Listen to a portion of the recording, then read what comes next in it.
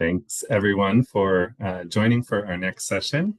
In just a second, I'll have Dr. Suzanne Pierre here we go. All right. Thanks everyone for participating. I hope you got some good ideas in our last career exploration workshop to kind of see what you're looking for from our keynote and our panels this afternoon. So I'm going to be turning things over to our keynote speaker for today, Dr. Suzanne Pierre. Dr. Pierre is a Haitian and Indian ecosystems ecologist and biogeochemist, a writer and transformer of social systems. She's the founder and executive director of the Critical Ecology Lab, a research and social change organization creating new methods for communities with scientific and cultural knowledge to destabilize oppressive systems and fight back against escalating social and planetary disaster. Dr. Pierre received a bachelor's in environmental studies from New York University, a doctorate in ecology and evolutionary biology from Cornell University, and was a University of California President's postdoctoral fellow at Berkeley. Her technical expertise is in applying molecular and stable isotope approaches to characterizing the environmental nutrient and carbon cycling in plant and microbial communities experiencing climate change. Really connects the 2 days that we're having on Tuesday and Thursday this week.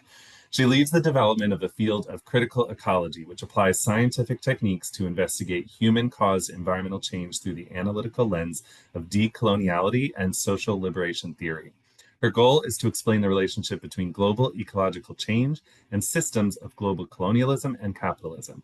Dr. Pierre speaks and writes about intersections of identity, liberation, and ecology, and collaborates with artists and curators to convey these topics through art and exhibitions internationally. She is a recipient of the National Geographic Wayfinder Award. Dr. Pierre, we are so honored to have you join us today. Please tell us more about your career and the work of the Critical Ecology Lab. Well, thank you so much. I'm really excited to be here, and I really appreciate the invitation from the National Wildlife Federation and David. So I'm happy to be here and talking about EcoCareers. As I understand it, for 8 years, this gathering has brought together people who essentially refuse to accept biodiversity loss and our planetary degradation as inevitable. You all are young people who have fire in you, college students and high school students who are mapping your futures, and you're young professionals, frankly, who are navigating just the beginning stages of your careers. And we, all have mentors who have walked these paths before us. So I want to start by acknowledging that I don't come to you, and my bio that you just heard doesn't come without the people who have made pathways for me, both through mentorship and training in formal and informal ways, as well as people who share my backgrounds, who really were the firsts in the field of ecology and biogeochemistry to kind of break into what is otherwise a very homogenous career field. So I stand on the shoulders of these folks. And so you all have shown up for this conference because you've made a choice, or you're in the process of making a choice to make biodiversity your life's work, as I understand it. And when I say biodiversity, I don't just mean abstract counts of species or genetic databases. I'm really talking about life itself. I don't think you would have shown up here unless you chose life as an approach to your career. The intricate breathing networks of organisms that process and keep our planet habitable. Mycorrhizal fungi threading life through forest soils, and pollinators who ensure that food webs are upheld and that our food systems survive.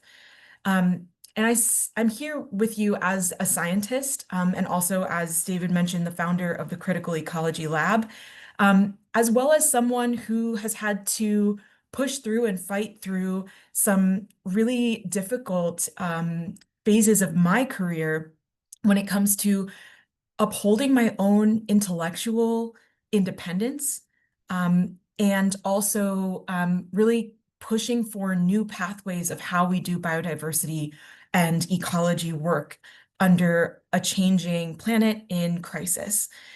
And that fight didn't just shape who I am and shape my career, but it also taught me something essential about the future that you're stepping into, and I think we're all stepping into, regardless of where we are in our careers. Your creativity and your willingness to ask uncomfortable questions and your courage to carve new paths is what determines whether biodiversity has a future that we can protect at all. So let me start with a place that I changed, that changed me and how I see everything.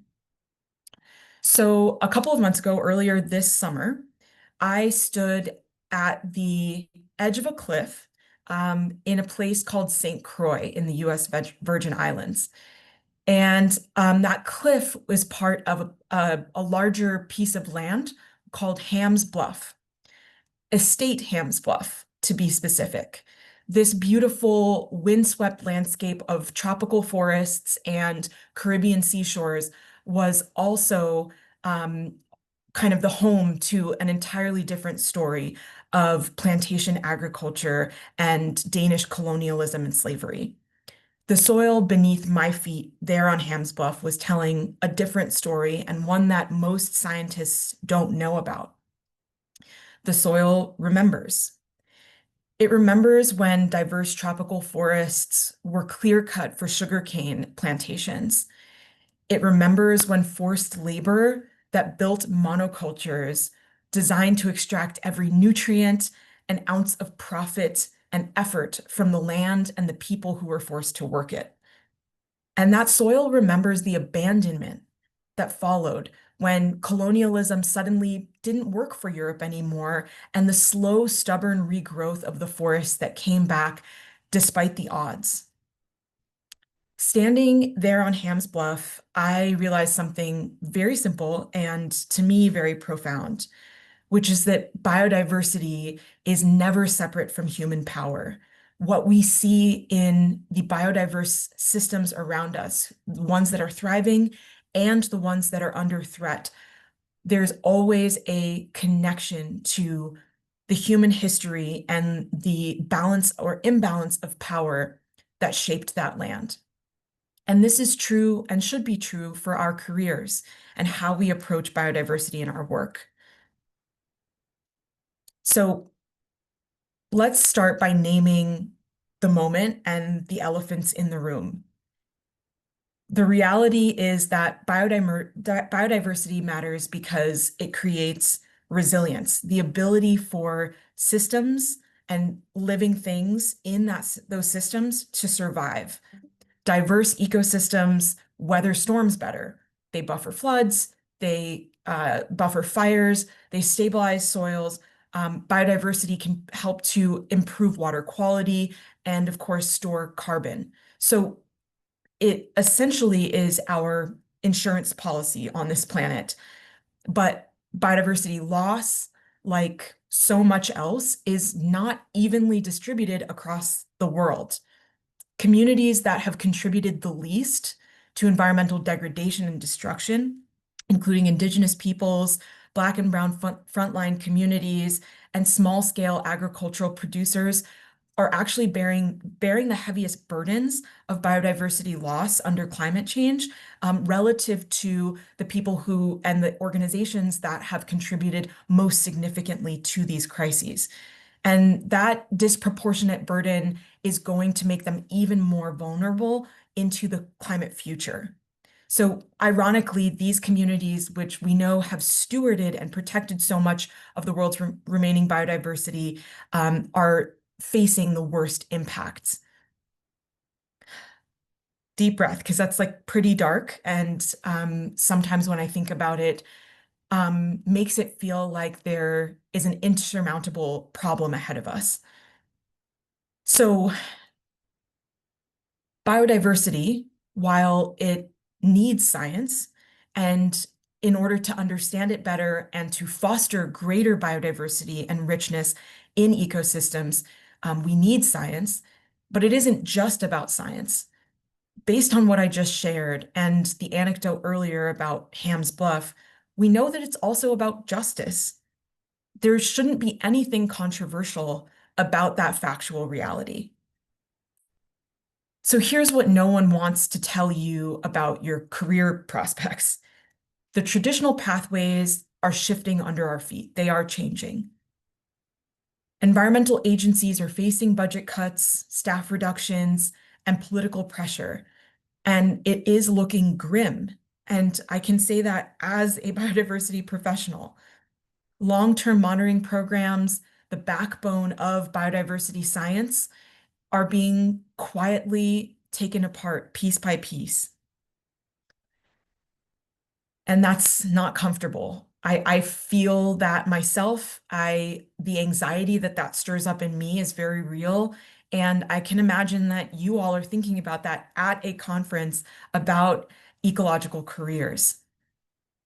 But this shouldn't just be a cause for despair. The way I've been showing up in this moment in my work and with my colleagues is treating this moment as a call to innovation. For decades, the model was very straightforward. Become a biologist, you could work at a federal agency, you could become a conservation scientist at a leading nonprofit organization, or become a researcher and professor at a university or college. These were the roles, they still exist, but they're under enormous stress. And the number of them, I'm not going to lie to you, the number of them is dwindling. So, what that means for your career is creativity is required. The future isn't just inside these traditional established spaces.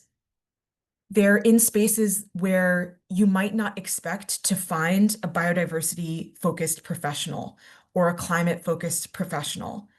And in a way, we have to become very subversive and move in ways that are unexpected in the ways that we take our biodiversity knowledge, our scientific skills and technical training, and deploy them so that we can serve the purpose of protecting and enriching future ecosystems and increasing biodiversity.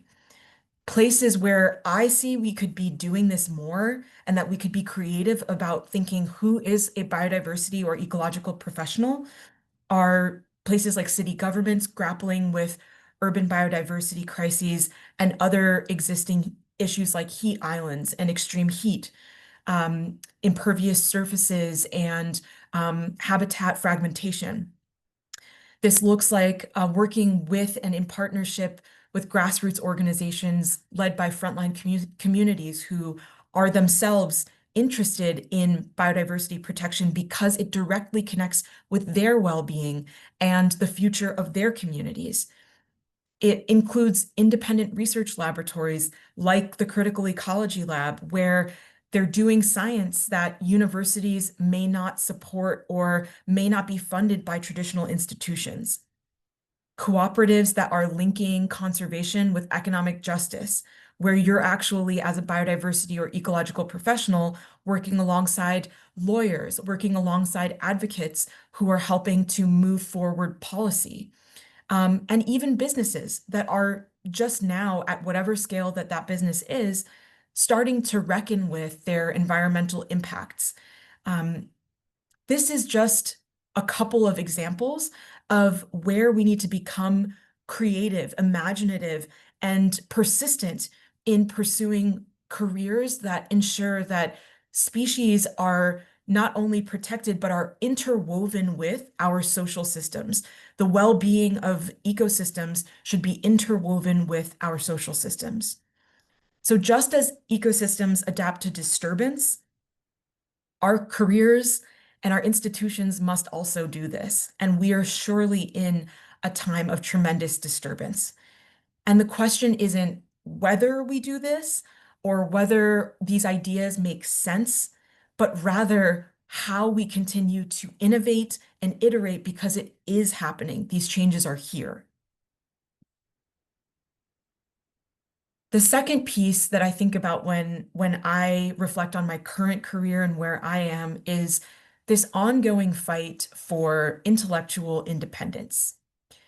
So let me tell you about a lesson that took me a good amount of time to learn. So, as David mentioned, I was trained as an ecosystems ecologist and a biogeochemist, and I'm sure that many of you know what those two terms mean. But just briefly, ecosystems ecology is the way of studying an entire ecosystem, the relationships between the living and non-living parts of the ecosystem, and understanding sort of the metabolism of the entire system, whether that be a forest, a grassland, a savanna, a coastal wetland. This way of studying the whole ecosystem through the lens of ecology is really augmented by the study of biogeochemistry, which is really looking at nutrients and carbon, such as nutrients such as nitrogen, phosphorus, calcium, these things that are essential for living organisms to survive, to persist, to reproduce, how these elements cycle through ecosystems. And this really helps us to understand, again, the metabolism of ecosystems. So these are the two fields that I kind of come to you from. And the way that I come to those two fields is that I fell in love with hidden connections, how forests and soils communicate through chemistry, how carbon and nitrogen cycle within living ecosystems, but also how those systems are connected to other ecosystems, that we have these sort of nesting patterns of recycling that we can actually trace and track, and science allows us to do that quantitatively. And I became so interested in how climate change and the feedbacks of climate change emerge from these countless small interactions.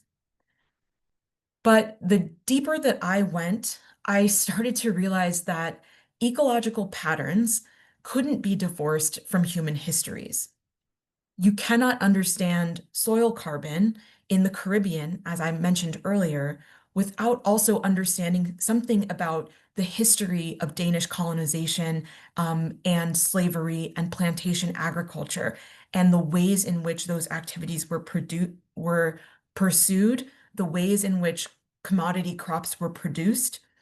But you also cannot make sense of something like acid rain, which plagued New England for the better part of a century, without examining the economic systems driving industrial emissions, leading to that acidic rain and acid deposition that went on to erode soils and negatively impact tree species. So when I bring these connections to my research, early on in my PhD research, I was told, um, sometimes politely, sometimes not, that that's not ecology. That's not biodiversity research. That's not climate research. Or I was told that the connections I was pointing out were too political. And the worst of it was, yeah, that's interesting, but that's not real science. It sounds like you belong in another department. And those early comments and that negative feedback that I got really deterred me from pursuing some very real and very interesting and necessary questions about how humans have shaped ecology, have shaped the biodiversity of ecosystems, and ultimately how understanding those relationships can set us up to better address and solve for the ecological problems that we're interested in solving. These were the early days of being pushed back on for intellectual independence. I was being encouraged to stay within the disciplinary lanes that existed long before I ever got to graduate school. And I listened for a period of time. I thought that, yes, I just want to get through my degree. I don't want to rock the boat. And it seems like the best thing I should do or could do is put away these interdisciplinary questions that brought in human history and questions about justice and questions about the nuanced human impacts that are not just all people, but are really dependent on specific economic and social histories. And I think that these are just early days examples of how being incredibly dogmatic and rigid in our thinking can lead to, whether intentionally or unintentionally, censorship, ultimately narrowing the kinds of questions in science that count as valid, fundable, and worth pursuing. So at that point, I was really facing a choice that I think many of you may face in the future. Um, I could, as a graduate student and later as a postdoctoral researcher, I could stay within the system and stay within the disciplinary lanes that were laid out before me. And I could kind of abandon fully those questions that I thought got to the root causes of climate crisis and biodiversity crisis. Or I could create the space I needed, the space where those questions could not just survive and begin to be addressed, but thrive and bring others in. So I chose to build something new. And around 2020, between the years of 2020 and 2022, I founded the Critical Ecology Lab. At CEL, which is what we call the Critical Ecology Lab, we refuse the false separation between understanding what is driving biodiversity and climate crisis and understanding social power and social dynamics. We're asking, how does a plantation's legacy shape the soils and the species composition of ecosystems today, hundreds of years later? How do social inequalities drive patterns of pollution and ultimately the chemistry of an entire forest? How do communities imagine biodiversity futures rooted in justice rather than mere survival and surviving exclusion? Doing this was not easy. Founding an independent research organization was incredibly trying and remains so. Just in case it was not clear, I struggle every day with decisions and realities of how to continue doing the work that I'm doing in spite of having limited resources compared to institutions like universities, legacy nonprofits, and of course, government agencies. We didn't have the safety nets that university tenure or endowments provide, or that federal funding can guarantee sometimes. I had to work to build the credibility and financial stability that would allow not only myself, but fellow scientists, interns, and other supporters to come on board and feel supported and secure. And even though that was incredibly challenging and it continues to be, what we gained was a kind of freedom that I think you all are increasingly going to need to seek out in order to pursue the most important questions about climate and biodiversity change of our time. We need the freedom to innovate scientifically. We need the freedom to connect science to justice without apology, because the facts bear it out. So here's the deeper lesson. Ecosystems collapse when they're dominated by a single species. We know that that is true. And our field of research collapses when only certain ideas are allowed to thrive. Intellectual independence is important to biodiversity's future. The questions that we're not allowed to ask are often the most important ones. So I want to take us into a more tactical piece of this conversation. What I think of as the 4 pillars of biodiversity futures, and what this means also for your careers. I think that it means that in order to have a sustainable way forward, both as individuals and collectively as people who share the same goals and interests, is that we need to be balancing these four pillars in our work, to be cognizant of them and to work towards a career that has leveraged all of them sufficiently. And I think that these things are interconnected. So what are they? The first is the combination of science and social analysis. Yes, we need biodiversity innovation in scientific techniques. We need innovation in monitoring technologies. We need new modeling techniques. We need novel approaches for ecosystem restoration. But the science alone, we've had that for the better part of the last several decades. And it hasn't been enough. We still see deeply concerning trends when it comes to biodiversity in ecosystems. We must couple rigorous scientific methods with equally rigorous analysis of the social and economic systems that underlie and really drive the patterns in ecosystems that we're observing. Otherwise, our biodiversity science becomes a catalog, basically keeping track of decline, when we really need a compass for understanding the root causes and the directions that we need to go in next.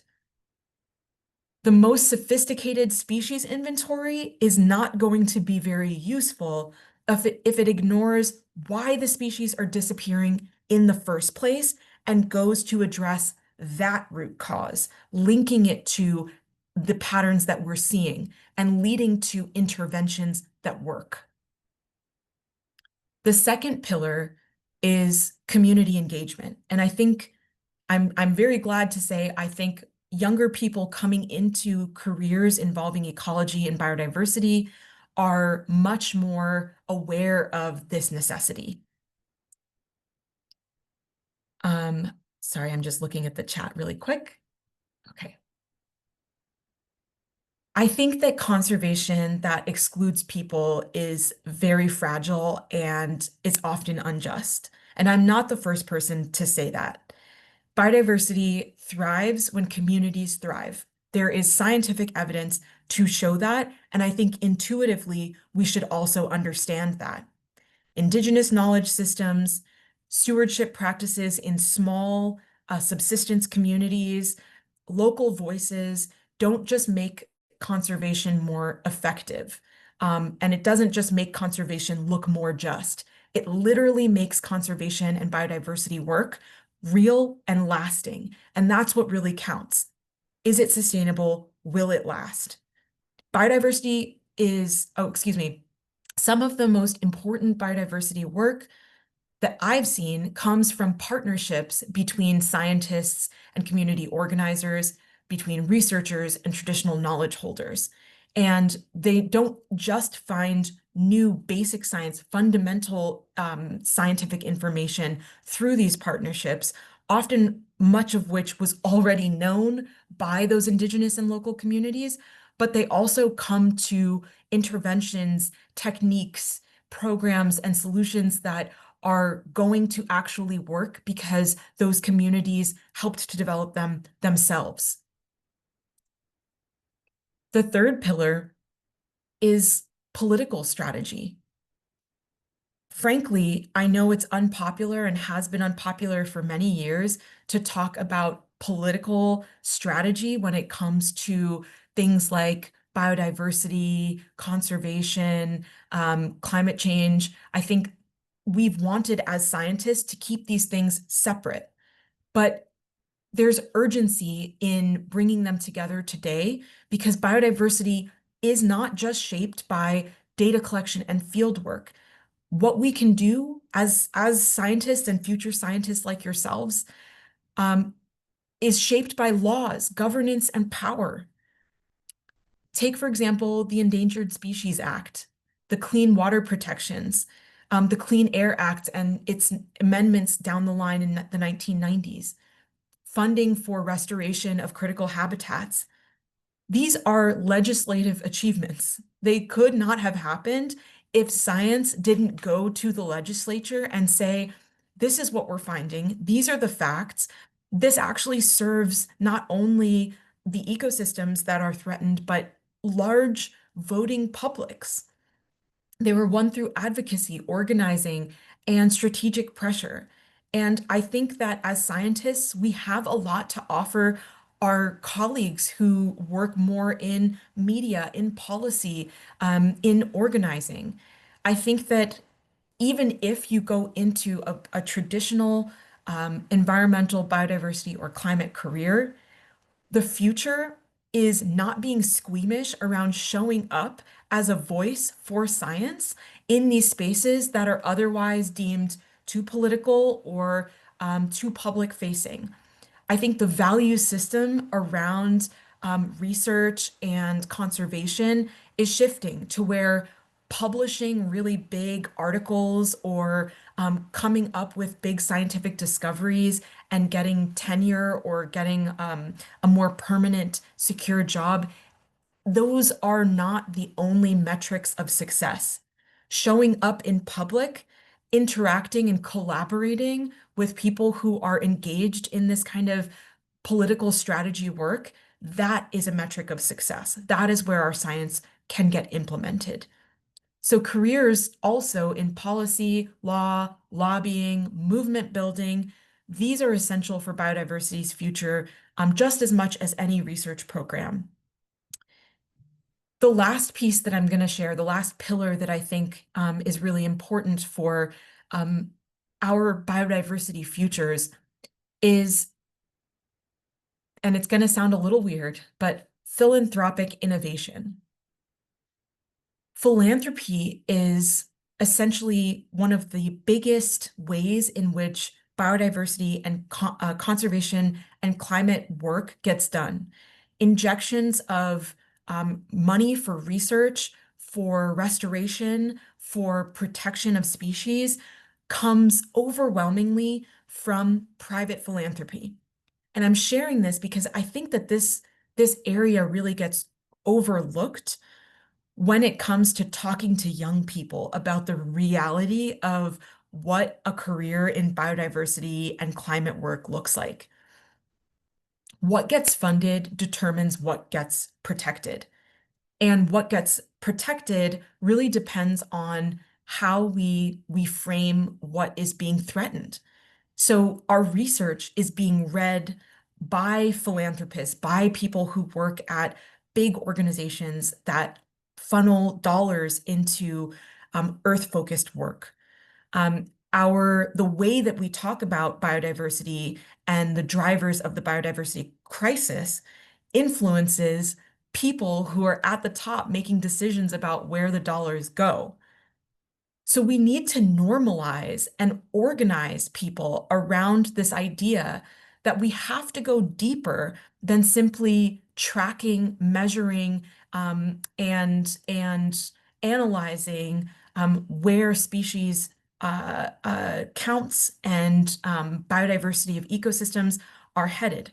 We have to normalize what I've shared throughout this talk, integrating the social and economic drivers underpinning biodiversity losses.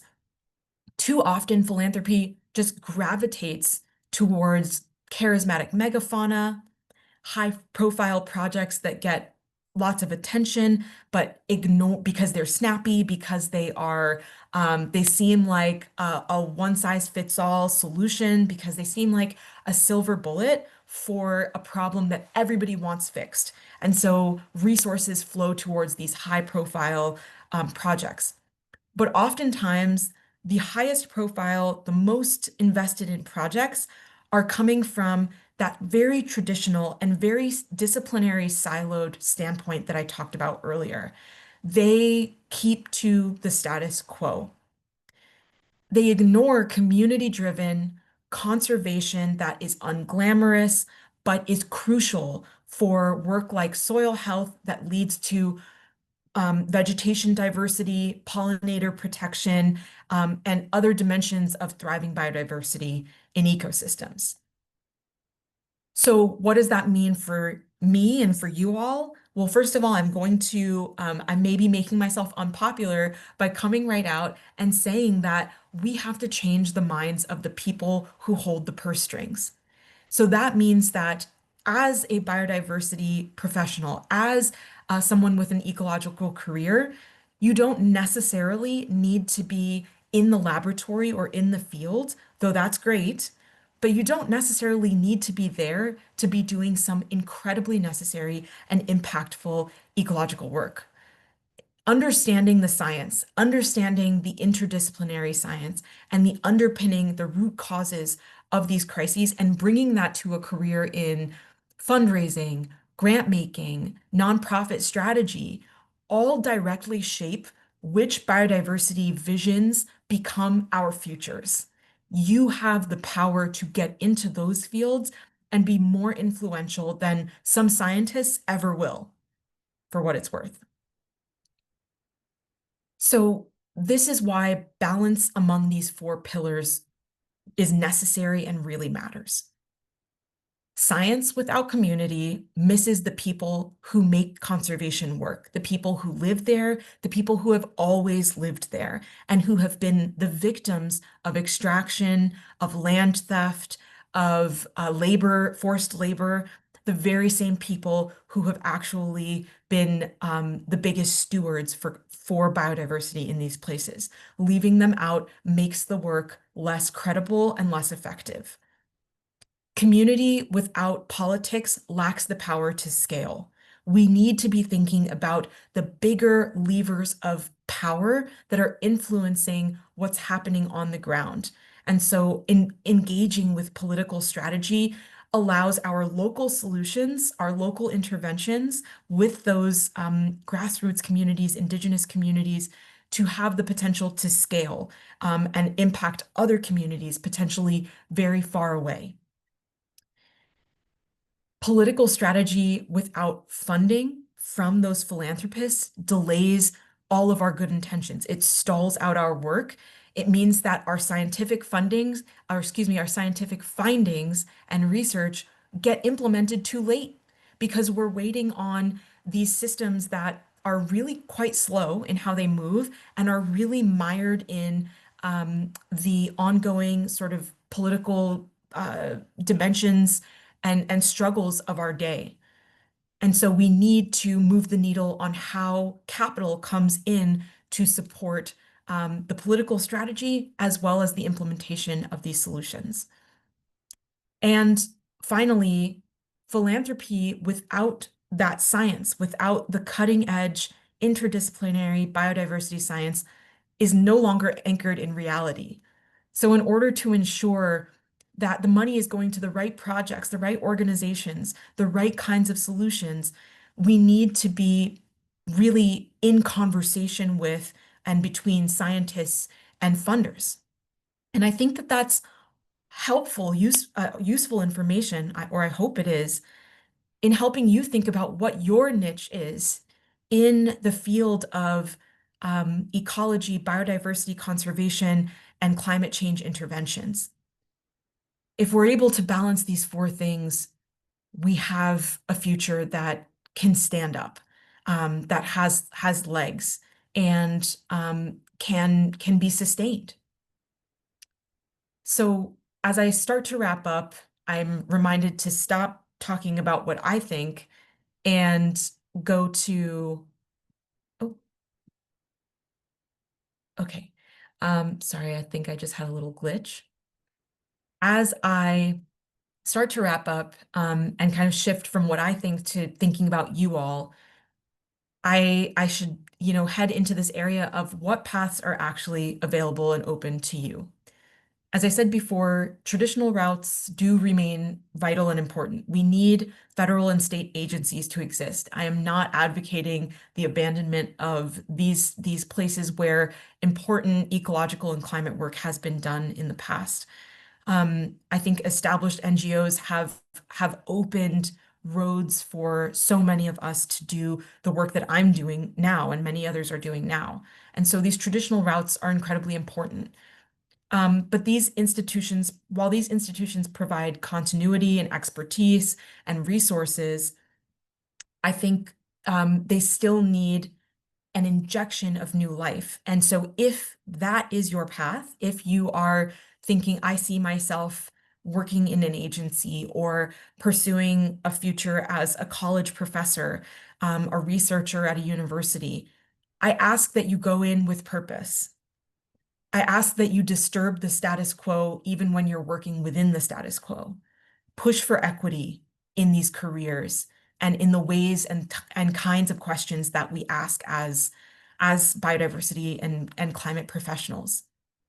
I ask that you redefine metrics of success and do that by really creating your own metrics for success, not based on institutional hierarchies and ways of, increasing your career standing, but really define metrics of success that align with ideas about collaboration, about service, about, of course, seeing outcomes for in biodiversity metrics, but really ensuring that you are a partner to the communities that have been most harmed in the making of the biodiversity crisis. Expand who gets to sit at decision-making tables when you get a seat. And also, in addition to the traditional, consider those emerging spaces that I and others are working to build. Independent research labs that tackle questions that mainstream institutions may find too out there or political or just too complex to be worth the time. I assure you that something that is really challenging to explain or complex and requires time to understand isn't something that should just be pushed aside for something that's more straightforward. Critical ecology itself has taken me years to not only identify and work to define, but also to communicate to others. And that's not because it isn't worth it and it isn't essential to helping us better understand the causes of the climate crisis and biodiversity crisis. It's because society doesn't move as quickly as young, energetic, creative thinkers. And so we have to be patient and pursue these ideas that independent, or excuse me, that mainstream institutions may not. Think about your life as a potential consultant, helping bring biodiversity science and justice together in ways that make sense for enterprise.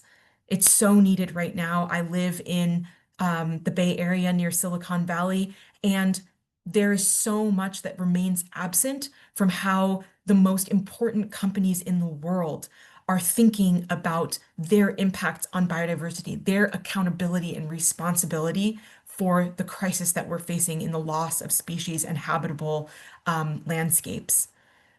I also believe that arts partnerships can make ecological science more accessible to broader publics.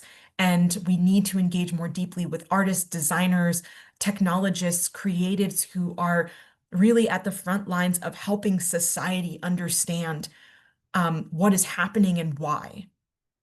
And I also want to push for greater engagement with organizations that are all about justice and equity from their roots, worker cooperatives, community-based monitoring programs, people organizing for labor rights, people who are organizing for housing rights. These are unexpected areas in community organizing where biodiversity may actually be a secret weapon that not only helps enrich the future for species conservation, but also for people who live around those species. What can we leverage when we partner in these places that are unexpected? So the question isn't whether you work inside or outside of traditional institutions, it's what mark are you going to make? It's tough times, y'all. It's very much a kind of inflection point in our history. And I understand that that creates anxiety and uncertainty, but I believe that if you ask yourself that question, of will me 10 years from now be proud of the work that you're doing and what you're studying and how you're pursuing it now, you'll find your North Star. Inside institutions, you can be the voice that asks uncomfortable questions, that insists on including marginalized perspectives, that pushes boundaries from within. And that is the only place that we're ever going to find the levers of change. We have to both change those organizations that exist, those institutions that exist, and at times, like I did, we have to decide when it's time to create new pathways and model that for others.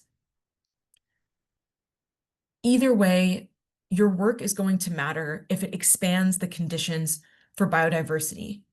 And remember that biodiversity is essentially and so deeply connected to people that if you're doing right by one, you are doing right by the other. So in my last couple of minutes, I will just conclude by taking us back to that cliff that I mentioned at the beginning of my talk, Ham's Bluff. I mentioned that soil remembers the monoculture. It remembers extraction, it remembers abandonment, and the chemical and biological signatures of that memory are present in the soil today. And that's a lot of what my research looks at.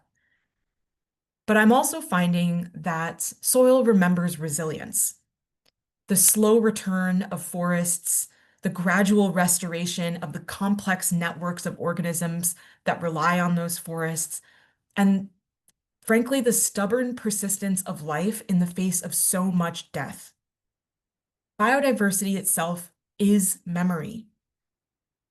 Memory of who thrived, who was silenced, who survived against the impossible odds, and came together to flourish again.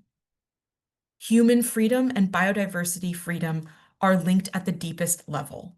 They require diversity, independence, and care. So your career is, I hope you think of your career not just as a job or a profession, but as an instrument for protecting possibility. When we aren't thinking in these creative ways, in these interdisciplinary ways, expansive ways, we are narrowing possibility. The possibility of thriving ecosystems, resilient communities, of futures that are both just for people and alive for the rest of the organisms living on our planet. So just remember that biodiversity careers can also be careers about liberation for ecosystems, for communities, and the parts of ourselves that refuse to accept a diminished world as inevitable. So thank you all for having me, and I'll take some questions now. Thank you so much for a really fantastic keynote session. Echoing the comments in the chat that the transparency, the vulnerability, the honesty that you're providing in this session is, it brings up a lot of emotions. But ultimately, I am left with a lot of hope and optimism for the future, for the fact that we have folks like you sharing your voice, sharing your mind with us at this time. We have a couple questions that have come in and about 9 minutes. One question that has come up in a lot of different sessions and that came up, of course, in the beginning, talking about the various intersections and the complexity of the challenges that we face, especially in the current moment politically around the globe, is bearing in mind the intersections and the complexity of these issues, while also recognizing that we are only individuals who have, this one path ahead of us. How do you recommend approaching that duality of understanding that there is such a big complex concern, and how do I find my own personal way forward in that? Yes, I think that's a really necessary question, and I wish I addressed it a little bit more in the speech, but thanks for whoever asked that, because I think um, what this to me requires is sort of what's needed for identifying your specific niche, your lane as an individual in this incredibly complicated, multifaceted, interwoven set of problems that I'm describing, and that many of you know well, is developing your critical ecological consciousness. That means that as an individual, you may not be running a large organization. You may not be a world leader. You don't need to be. In fact, please don't. It usually is not good for you. But if you are moving through your individual career, your individual lane with a consciousness about the nature of power, about the ways that the levers that we pull as human beings are nested in these bigger systems than ourselves. If you're aware of that, I assure you that you'll be thinking differently about what project you prioritize when you get into that career, or how you phrase that question when you're writing a grant, or what kinds of collaborators you pull into your work. You might just think for a second longer that, does it make sense for me to be asking a question about conservation in South Africa if I don't see any Black South Africans on my team? That question may not arise in your individual decision-making moment unless you have really spent time finding YouTube videos, books, articles, even Instagram pages, frankly, that are helping you to reflect on how some people and groups and systems um, gain and maintain power, and how others are either have that stripped away from them or are kept out. And so it doesn't mean that you necessarily need to become someone who's pulling all the levers, but when you pull your individual leader, you'll have a different mindset about it. So I really encourage you to have that be a regular part of your intellectual diet alongside your science. Thank you. Um, Another question that came in, thank you for using the Q&A box from Amy or Amy. What advice do you have for women of color entering this field? Yes. What advice do I mean, you're asking a question that I like am constantly thinking about myself. I would say that to the best of your ability, tune out noise. The most important thing that any of us can do when we know that we're pursuing a very important cause, a just cause, and a cause that shows our dedication to the planet, is to tune out noise, because that friction is actually taking away from how efficiently you can do your job. And I truly, truly mean it. Whether you're getting direct or indirect negative messages, or subtle or overt senses of you don't belong here, find people who are supportive, whether they're people of color or otherwise, to be around you and to create a psychological barrier so that you are more focused on the important work we must do. And that I think dilutes the potency of the negative messages that are there. And I increasingly encourage people to find digital communities so that you're always refining yourself. You're always finding people with shared experiences. And you know that you're not crazy when you're being treated like you should be othered. Because you hear from others that, no, you're doing great and you belong, and hey, I share those experiences with you. So find those communities online or IRL. Once again, thank you so much. We're just about out of time, and going to move over to our next session, which is a panel session. But Dr. Pierre, I just really thank you for sharing your perspective, your knowledge with us all today. Very moving. And everyone, please go ahead and connect and follow this important work of the Critical Ecology Lab cell. I don't know why I didn't think that that was an acronym when it's so obvious, but thank you so much again. And yeah, we'll definitely be in touch. And everyone, thank you also for active participation in the chat and asking questions. Yeah, thank you so much for the invitation. And I just dropped our Instagram in the chat so folks can find us, reach out, go to our website, critical-ecologylab.org. And again, thank you so much, David. Thank you. All right, take care, everyone. Join us in our, again, go back to the lobby and click join session for our next panel session. Thank you all.